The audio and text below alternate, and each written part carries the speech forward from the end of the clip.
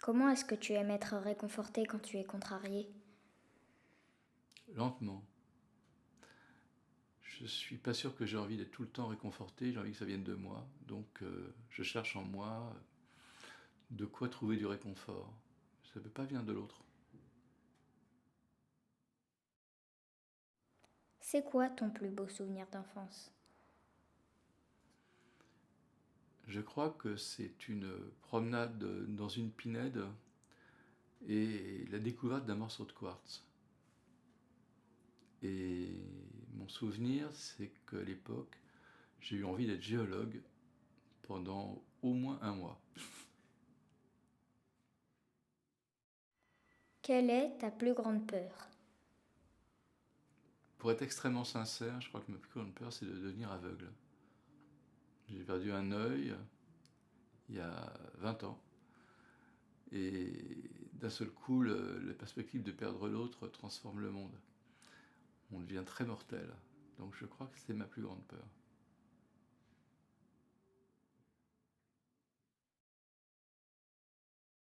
Est-ce que tu peux te décrire en 3 mots? 3 mots. Jeune, vieux, très incertain. Ça fait 4 mots, mais je suis tellement incertain que ça méritait un adverbe.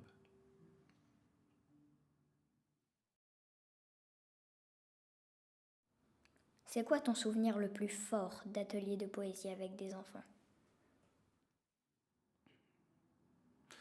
Je crois que c'est un petit garçon qui ne pensait pas qu'il pouvait écrire quoi que ce soit, et qui a fini par écrire une morale élémentaire sur son dernier match de foot. Une morale élémentaire, c'est assez simple à écrire et c'est assez contrasté, donc c'est une série de successions de noms communs et d'adjectifs.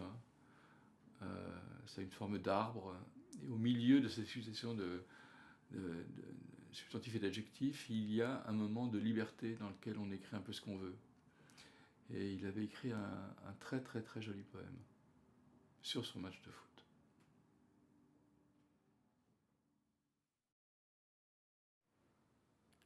Point de vue, tu en dis quoi? J'ai écrit un livre entier de points de vue, qui sont des points de vue sur la Joconde. Donc pour moi, le point de vue, ça fait référence à ça. C'est un peu comme si on demandait à Queneau, c'est quoi exercice de style ou le style. Donc les points de vue, c'est ça, c'est une manière de regarder le monde à travers un bout de lorgnette. Et lorsqu'on a beaucoup de bouts de lorgnette, ça finit par faire comme une boule à facettes, une définition du monde.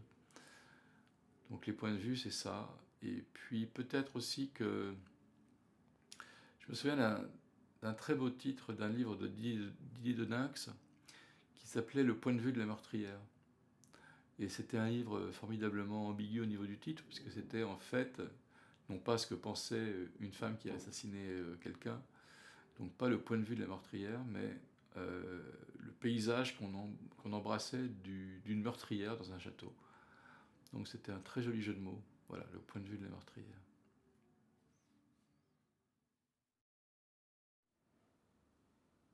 Tu peux me lire un de tes poèmes? J'ai préparé cette question, donc je l'ai cherché. Le poème s'appelle Instruction pour lire mes poèmes. Pour lire mes poèmes, tu dois être seul, au calme, dans le presque noir. Chaque poème, il faut le lire à voix douce, doucement, lentement. Tu dois bien respecter les pauses que le poète a indiquées. Il fait son métier de poème, le poème. Il ne faut pas l'en empêcher. Il accomplit sa destinée. Alors, si, écoute bien, si, au détour d'un mot, d'une rime ou d'un rien, tu perçois quelque chose en toi qui bouge, une couleur rouge, quelque chose qui fait un peu mal, aussi un petit peu de bien, ne touche à rien, n'arrête pas, c'est tout à fait normal. Le poème fait son travail. Tu peux retourner en arrière, relire plusieurs fois les mots, le poème est à toi aussi, car c'est pour toi qu'on l'a écrit. Tu as le droit de revenir, d'y poser tes silences à toi, mais si tu sens qu'il faudrait t'arrêter parce que ça te remue fort déjà et qu'il se passe quelque chose à l'intérieur, quelque chose dont tu ne voulais pas, il faut pourtant continuer encore et encore et encore. Tant pis pour l'eau qui mouille ta joue, laisse-lui faire son métier au poème, parce qu'il veut tellement, tellement que tu l'aimes, le poème. Merci.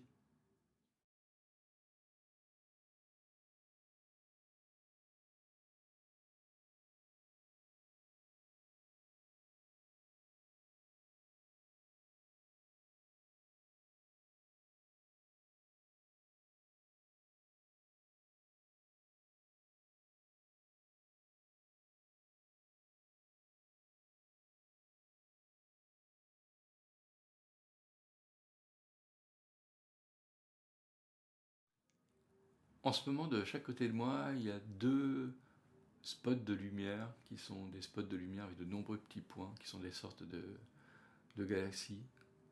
Et je me disais qu'aucune galaxie ne s'organisait aussi bien.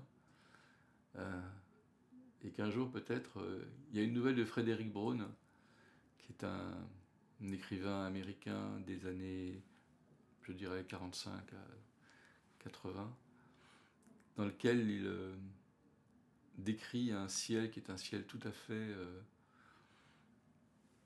étoilé, tout à fait magnifique. Et soudain, il s'affiche dans le ciel avec les nébuleuses, les mots simplement Eat at Joe's. Allez manger chez Joe, qui est une publicité pour une pizzeria.